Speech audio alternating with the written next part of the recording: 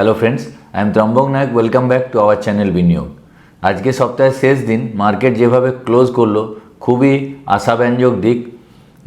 সকালের দিকে মার্কেটে প্রেশার ছিল, সকাল 1 ঘন্টা পেরিয়ে যাওয়ার পরও অনেক ডাউনের দিকে ছিল, কিন্তু তারপর থেকে কিন্তু যেগুলো কোয়ালিটি স্টক সেখানে কিন্তু মানে আস্তে আস্তে আস্তে আস্তে গ্রিন হতে থাকে এবং প্রচুর স্টকে ভালো ভালো মানে রিকভারি দেখিয়েছে।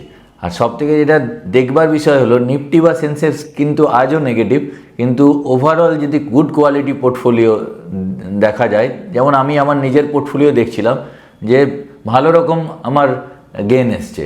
তো এটাই হবে, আমি যেটা আগেও এই চ্যানেলে আলোচনা করেছিলাম যে নিফটি আর সেন্সেক্সকে মানে প্রধান যে দুটো ইন্ডেক্স আছে সেই দুটোকে হোল্ড করে বড় প্লেয়াররা কী করছিল, কোয়ালিটি স্টককে একদম ডাউনফল একদম নিচে নামাচ্ছিল।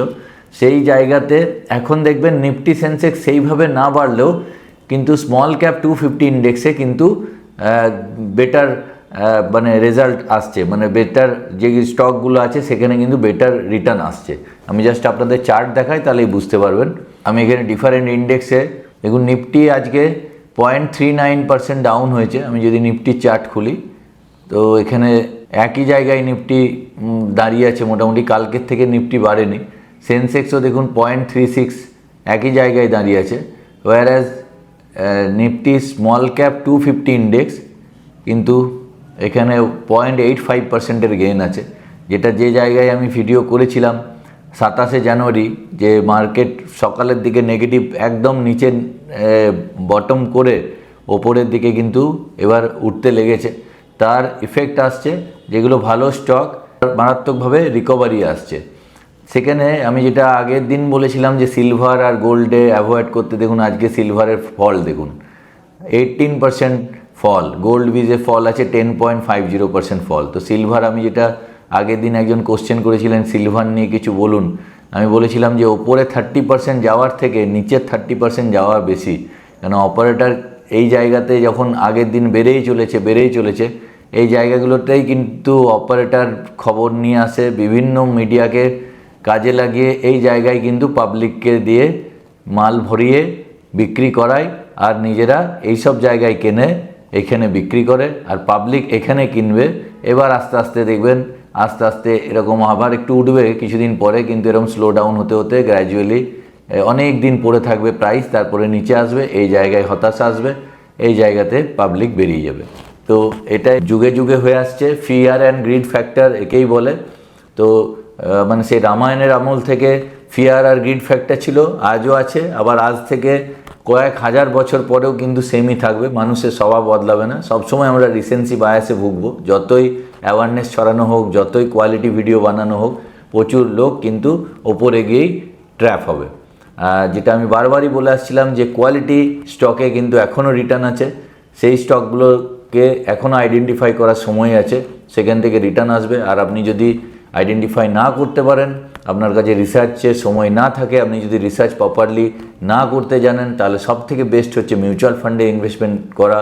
মিউচুয়াল ফান্ড আপনাকে সেফ সাইড 12 থেকে 14% রিটার্ন দেবে, কেন আপনার হার্ড অ্যান্ড মানি এক্সপেরিমেন্ট করতে গিয়ে লস করার থেকে কম রিটার্ন কামানো ভালো। মানে কম রিটার্ন মানে 12-14% মানে বিরাট রিটার্ন আজকের ডেটে, যেখানে 7%, 7.5%, 8% ম্যাক্সিমাম এফডিতে পাওয়া যায়, সেখানে যদি আপনি 13-14% কম্পাউন্ডিংয়ে কামান, সেটা বিশাল রিটার্ন। আর আপনি হ্যাঁ ঠিকই এক্সট্রা অর্ডিনারি ওয়েলথ যদি করতে হয়, লাইক বিগ ওয়েলথ করতে হলে মিউচুয়াল ফান্ডের থ্রু পসিবল না, সেখানে আপনাকে ডাইরেক্ট স্টকেই আপনাকে মানে অ্যাক্টিভ ট্রেডিং করতে হবে। অ্যাক্টিভ ট্রেডিং মানে নট সো অ্যাক্টিভ ট্রেডিং, মানে ফ্রিকোয়েন্সি অত বাড়াবার দরকার নেই, কিন্তু অ্যাক্টিভ ম্যানেজমেন্ট করলে আপনি বড় ওয়েলথ তৈরি করতে পারবেন। তো আমি এই চ্যানেলে বিভিন্ন স্টক নিয়ে মাঝে মাঝে ডিসকাশন করি, যদিও স্টক নিয়ে ডিসকাশন করার অধিকার আমার নেই, আমি অ্যাজ এ রিসার্চ অ্যানালিস্ট কাজ করি না, আমি মিউচুয়াল ফান্ড ডিস্ট্রিবিউটার এবং পিএমএস ডিস্ট্রিবিউটার, মানে আমরা পোর্টফোলিও ম্যানেজমেন্ট সার্ভিসেসের ওপরে কাজ করি। তো এখানে আমি বারবার ডিসক্লোজার দিই যে আপনি যে কোনো ভালো রিসার্চ অ্যানালিস্টের থ্রুতে অ্যাডভাইস নিয়েই আপনি এখানে ট্রেড করবেন বা নিজে রিসার্চ করবেন, আমার কথা মতো একদমই কিনবেন না। আমি এই চ্যানেলে এডুকেশনাল পারপাস এই চ্যানেলে আপনাদের সঙ্গে আলোচনা করি, আপনাদের সুবিধার জন্য কিছু যদি শিখতে পারেন সে কারণে শেখাবার চেষ্টা করি।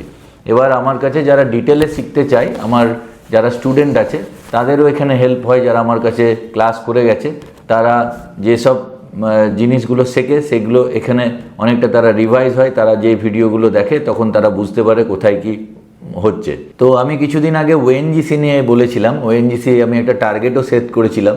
তো আপনাদের জাস্ট দেখায় যে ওএনজিসি আমি কোন জায়গায় বলেছিলাম আর তারপর থেকে কি হয়েছে। আমি জাস্ট একটা ভিডিও আমি প্লে করছি, মানে আমারই চ্যানেলে ভিডিও দেখুন। এখানে আমি এই ভিডিওটা বানিয়েছিলাম 1 মান্থ আগে।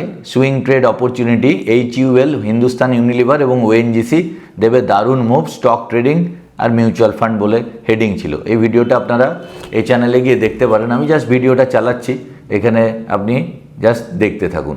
পাবলিকের কাছে খুব কম স্টেক আছে। এবার যদি ওএনজিসির আমরা চার্ট খুলি, এখানে ওএনজিসির চার্ট যদি আমরা খুলি,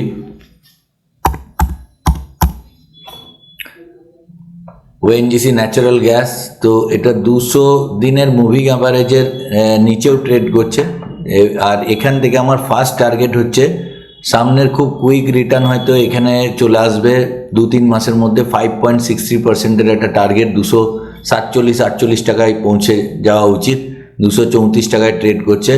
আর একটা সেকেন্ড টার্গেট মোটামুটি যদি আর একটু লঙ্গার হরাইজনে দেখেন, মোটামুটি 6 মাসের রেসপেক্টে কিন্তু একটা 10%-এর আপ মুভ এখান থেকে আমি লক্ষ্য করছি, যে মোটামুটি 257 টাকার কাছাকাছি যেতে পারে। আর সব থেকে অ্যাট্রাকটিভ ব্যাপার হলো প্রচণ্ডভাবে ডিভিডেন্ড দেয়, প্রায় 5%-এর উপরে ডিভিডেন্ড। তো দেখলেন আমি কি বলেছিলাম। এবার আপনাদের ওএনজিসি চার্ট খুলে দেখাচ্ছি যে তারপর থেকে কি হয়েছে। দেখুন আমি চার্টে এলাম, তো আমি ওএনজিসি চার্টে চলে এসেছি। দেখুন এখানে oil natural gas corporation limited. তো ওএনজিসি চার্টে আমি যেই জায়গায় ভিডিও বানিয়েছিলাম ঠিক 1 মাস আগে, এসব জায়গাতে ভিডিও বানিয়েছিলাম, তখন প্রাইস ছিল মোটামুটি 231-233 টাকা। আমি বলেছিলাম ফার্স্ট টার্গেট 248 টাকা 1 মাসের মধ্যে যেতে পারে, আর সেকেন্ড টার্গেট 257 টাকা আমি টার্গেট দিয়েছিলাম। তো আজকে ওএনজিসি পড়েছে 2.33%, কিন্তু কালকে ওএনজিসি এখানে প্রায় 8.32%-এর আপ মুভ ছিল। তো এখান থেকে টার্গেট তো হিট হয়েছে, 5%ও টার্গেট হিট হয়েছে, 10%ও টার্গেট হিট হয়েছে, তারপরেও ওপরে বেড়ে গেছে। তো আমাদের টার্গেট এখানেই ছিল, তো আমি এখানেই প্রফিট বুক করেছি। তো সব থেকে ওপরে কেউ বেচতে পারে না। আমার গন্তব্যস্থল যেখানে ধরুন আপনি হাওড়াতে ট্রেনে উঠেছেন, এবার আপনি বর্ধমানে আপনি নামবেন, তো ট্রেন হয়তো যাবে আসানসোল বা অন্য পুরুলিয়া বা ধানবাদ পর্যন্ত, তো আপনাকে বর্ধমানেই নেমে যেতে হবে। কেননা বর্ধমানে নেমেই আপনার কোনো কাজ আছে। তো আমার যেটা কাজ আছে সেটা কাজটা করে নিতে হবে। তো আমার 10%-এর টার্গেট ছিল, আমি ভেবেছিলাম 3 মাসের মধ্যে আসবে, সেটা 1 মাসের মধ্যে এসছে। এবার এরকমই হতে থাকে মার্কেট, যে কখনো 3 মাস ভাববো 1 মাসে চলে আসবে, কখনো 3 মাস ভাববো কখনো 9 মাস লাগতে পারে। কিন্তু আপনার রিসার্চ যদি সলিড থাকে, আপনি এইভাবেই সুইং ট্রেড করে প্রচুর অর্থ রোজগার করতে পারেন। তো এটা জাস্ট আমি আপনাদের একটা দেখালাম যে আমি যে যে জিনিসগুলো নিয়ে আলোচনা করছি সেগুলো আদৌ হচ্ছে কি না। যেমন আমি এখানে আগেও দেখিয়েছিলাম 5 পয়সা ক্যাপিটাল নিয়ে, বলেছিলাম কি সেখান থেকে কোথায় 5 পয়সা ক্যাপিটাল উঠেছে, এবং প্রত্যেকটা স্টক নিয়ে আমি রিভিউ করব, কোনোটা আগে হবে কোনোটা পরে হবে।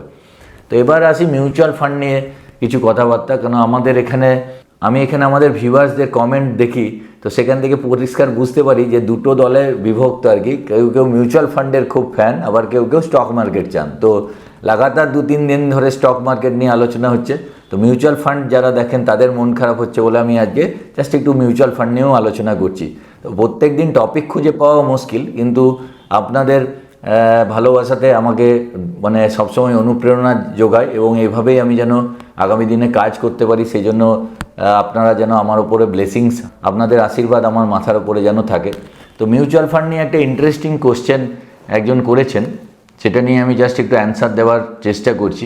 দেখুন এখানে আমি mother of all deals, trade deals বলে যে ইন্ডিয়া এবং ইউরোপিয়ান ইউনিয়ন FTA এর ওপর মার্কেট গতিপথ কোন দিকে, এই ভিডিওটা যেটা করেছিলাম জাস্ট 2 দিন আগে, সেখানে একজন লিখেছেন যে ধরুন HDFC মিড ক্যাপে 20,000 টাকা ইনভেস্টমেন্ট করেছি, 5 বছর পরে 70,000 টাকা হলো, আমি এখন রিডিম করে নিতে চাই, তাহলে আমি কি 70,000 টাকা অ্যাকাউন্টে ফিরে পাবো? আর যদি পাই, গেন ট্যাক্স মানে ক্যাপিটাল গেনের কথা বলছেন, ক্যাপিটাল গেন ট্যাক্স কীভাবে দিতে হবে? না গেন ট্যাক্স কেটে নিয়ে আমাকে 70,000 টাকা দিচ্ছে।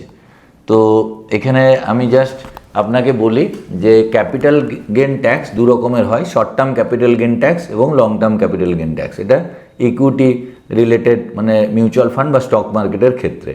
তো short term capital gain tax হচ্ছে 20%। শর্ট টার্ম হচ্ছে 1 বছরের আগে যদি আপনার প্রফিট হয় তাহলে যেই প্রফিটের অ্যামাউন্ট হবে তার উপরে 20% আপনাকে ট্যাক্স পে করতে হবে। আর লং টার্ম হচ্ছে 1 বছরের ওপরে যদি হয়ে যায় আপনার ইনভেস্টমেন্ট যেদিন করেছেন তার 1 বছর 365 দিনের পরে যদি বিক্রি করেন তাহলে সেটা লং টার্মের মধ্যে পড়ে যাবে। তো সেখানে আপনার 12.5% capital long term capital gain tax. আর প্রত্যেক বছর একটা প্যানের এগেনস্টে 1,25,000 টাকা করে আপনি এক্সেমশন পাবেন।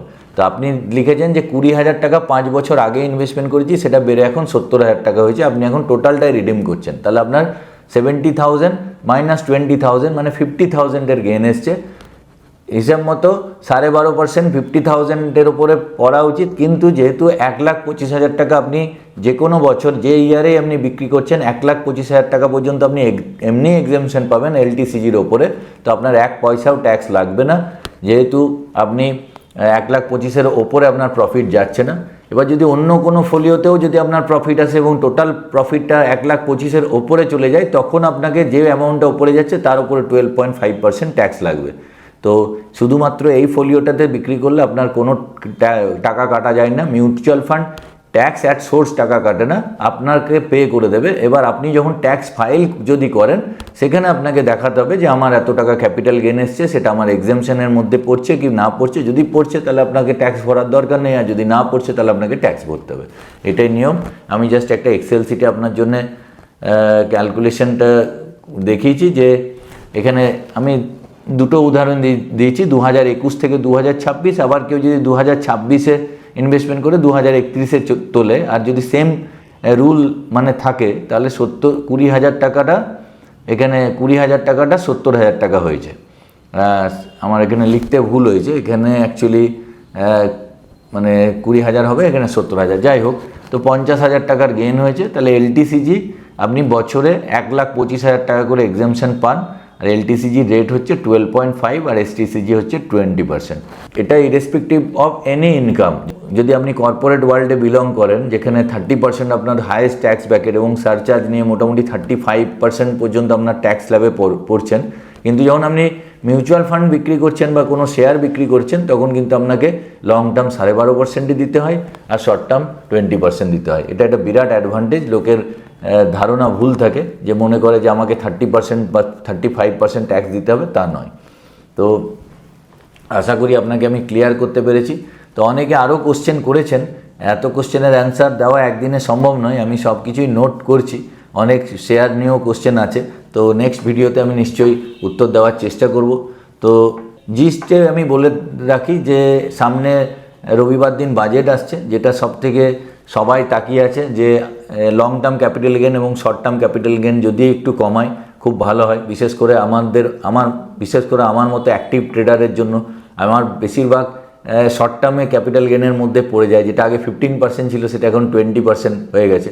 তো আমার মতন বহু মানুষ আছে ইন্ডিয়াতে যারা অ্যাক্টিভলি ট্রেডিং করে, তো তাদের ক্ষেত্রে ভালো হয়। তো নির্মলা সীতারামনজি যদি আমাদের কথা শুনে যদি এটাকে আবার 20টাকে 15 করে, খুবই ভালো হয়, মানে আমাদের রোজগার একটু বৃদ্ধি পায়, মানে ট্যাক্সের অ্যামাউন্টটা একটু কমে। তো যাই হোক, উনি তো মাথার ওপরে আছেন, নিশ্চয়ই ভালোই কিছুই করবেন। এবং এফআইআইরা যেভাবে বেরোচ্ছে সেখানেও আমার মনে হয় যে এটা আমার একটা ইনটিউশন কাজ করছে, হয়তো ক্যাপিটাল গেন ট্যাক্সের উপরে কিছু করতে পারে। তাছাড়া আগের বছর বাজেট যা করে দিয়েছেন, যে 12 লাখ টাকা পর্যন্ত ট্যাক্সই লাগবে না, তারপরে আর কিছু দেওয়ার থাকে না, শুধুমাত্র যদি ক্যাপিটাল গেন ট্যাক্স একটু কমানো যায় সেটাই ভালো। যেন এফআইআই দেখছিলাম আমি, যে এখানে কন্টিনিউয়াস এফআইআই যেভাবে সেল করছিল, লাস্ট দুদিনে দেখুন 28শে জানুয়ারি এফআইআই নেট বায়ার ছিল, ডিআইআই তো বাই করেই যাচ্ছে, আর 29শে জানুয়ারি এফআইআই এর সেল অনেক কমেছে, যেখানে 3,000 কোটি, 4,000 কোটি, 2,500 কোটি, 1,700 কোটি বিক্রি করছিল, সেখানে মাত্র 393 কালকে করেছে। আজকের ডেটা এখনও আসেনি, যেহেতু আজকে মার্কেটে স্মল ক্যাপ পজিটিভ আছে, আমার মনে হয় কালকে দেখলেই বোঝা যাবে যে এফআইআইরা হয়তো নেট বায়ার হবে। তো এটা হয়তো কোনো ভালো নিউজের অপেক্ষাই করছে বড় বিগ প্লেয়াররা, সে কারণেই নেট সেলার থেকে আস্তে আস্তে নেট বায়ার হচ্ছে। তো এটা টোটালটাই অনুমান সাপেক্ষ। এবং আমি আবারও বলে রাখি, এই চ্যানেলে আমি কোনো রেকমেন্ডেশন করি না। আমি এই চ্যানেলে শুধুমাত্র এডুকেশন পারপাস আপনাদের সাথে আলোচনা করি। এন্ড অফ দ্য ডেতে আপনার প্রফিট, আপনার লস আপনি নিজে রিসার্চ করে নেবেন এবং পারলে কোনো ভালো সেবি রেজিস্টার্ড অ্যানালিস্টের সাথে পরামর্শ করে ট্রেড করবেন। আর মিউচুয়াল ফান্ড সম্বন্ধীয় যাবতীয় জিনিস আপনি আমার কাছে শিখতে পারেন এবং স্টক মার্কেট রিলেটেড জিনিস আপনি শিখতে পারেন। যদি আপনি সিরিয়াসলি শিখতে চান, যদি পার্সোনালাইজ ক্লাস করতে চান, তাহলে আমার কিছু অনলাইন পার্সোনালাইজ ক্লাস চলে, আপনি যোগাযোগ করতে পারেন, সেখানে আপনি ইন ডিটেল শিখতে পারবেন। তো আজকের জন্য এটুকুই, পরের ভিডিওতে আবার দেখা হচ্ছে। এখনও যদি চ্যানেলটি সাবস্ক্রাইব না করে থাকেন প্লিজ সাবস্ক্রাইব করে নেবেন, আর বন্ধুদের সঙ্গে শেয়ার করতে ভুলবেন না। কারণ এই চ্যানেলে প্রায় প্রত্যেক দিন সন্ধ্যে 7টার সময় আমি মিউচুয়াল ফান্ড এবং স্টক মার্কেট রিলেটেড ভিডিও নিয়ে আসি। তো আজকের জন্য এটুকুই। জয় হিন্দ, জয় ভারত।